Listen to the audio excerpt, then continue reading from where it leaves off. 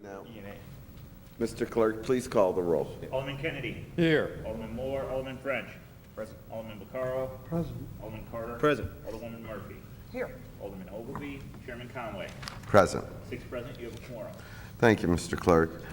Today, we're going to address Board Bill Number 79. It's a supplemental appropriation to finish up the year that we're currently in, which is June 30th, to balance out our books. Mr. Paul Payne is going to go.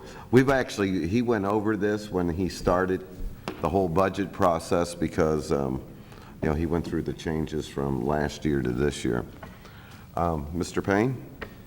Thank you, Mr. Chairman, and good morning, members of the committee. I do have an exhibit for you. I'll wait to let to be handed out before I begin.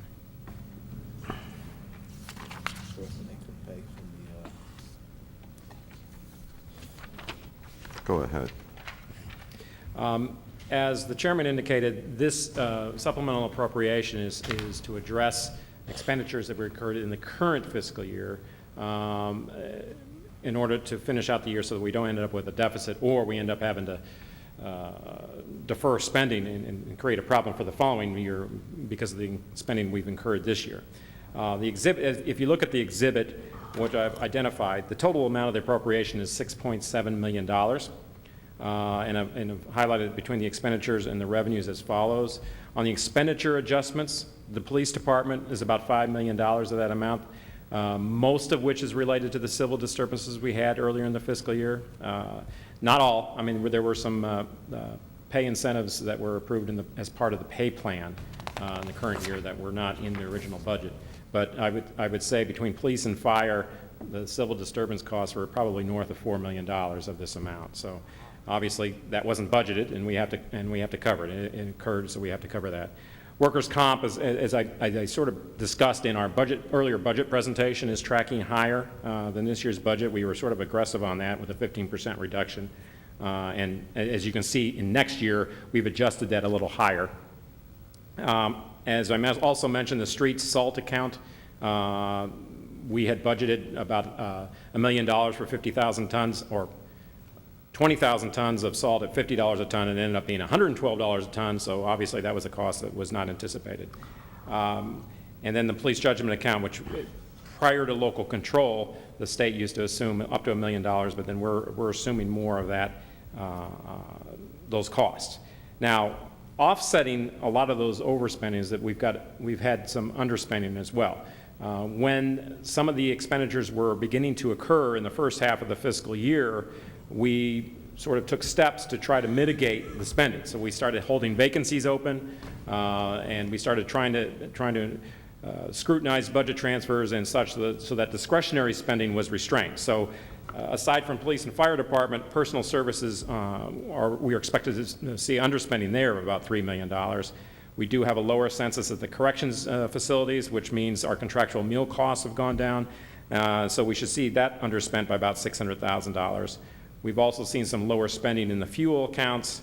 And then as a sort of an offset to some of the police overspending, there's going to be a cancellation of some existing prior encumbrances of prior years, which will be utilized for offsetting their costs. So how do you cover, and so in the net, that's a $6.7 million expenditure issue. So the question is, how do you cover that? Well, as I mentioned in our budget presentation, some of our revenues are coming in a little higher this year.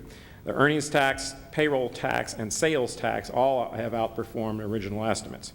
Now, some of that is offset by some underperformance in the franchise, utility tax, and departmental receipts categories, and some other revenue categories. So overall, general revenue is about $3 million to the good. In a normal year, we would say, great, we got a little surplus here, but unfortunately, because of the expenditures, we're going to have to apply that to this year's expenditure gap.